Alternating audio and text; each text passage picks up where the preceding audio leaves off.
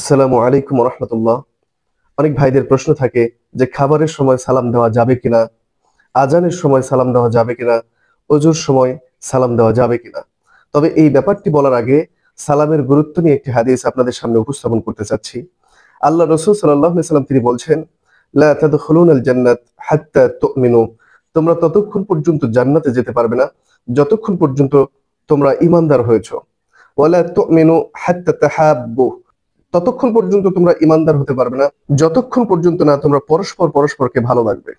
আওলা আদুল্লুকুম আলা শাইইন ইযা ফাআলতুমুহু তাহাব্বাবতুম, তোমাদেরকে এমন একটি বিষয় জানিয়ে দিব না যে কাজটি করলে পরে তোমাদের মধ্যে পারস্পরিক ভালোবাসা বৃদ্ধি পাবে।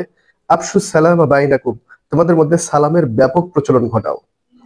সুতরাং এই হাদিস থেকে জানা গেল যে সালামের মাধ্যমে আমাদের পারস্পরিক সম্পর্ক সুদৃঢ় হয়, ভালোবাসা বৃদ্ধি পায়।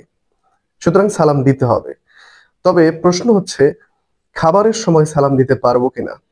হ্যাঁ, খাবারের সময় সালাম দেওয়া যাবে, তবে খাদ্যরত ব্যক্তির যাতে কষ্ট না হয় এদিকে লক্ষ্য রেখে সালাম দেওয়া উত্তম। 2 নম্বর বিষয় হচ্ছে, আমরা কি আজানের সময় সালাম দিতে পারবো কিনা? হ্যাঁ, আজানের সময় সালাম দেওয়া এবং নেওয়া যাবে। 3 নম্বর বিষয়, অজুর সময় সালাম দেওয়া যাবে কিনা? হ্যাঁ, অজুর সময় সালাম দেওয়া যাবে।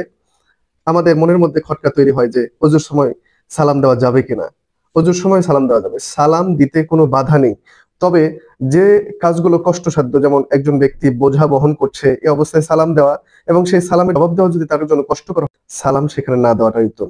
আশা করছি আপনারা বুঝতে পেরেছেন। আসসালামু আলাইকুম রহমতুল্লাহ।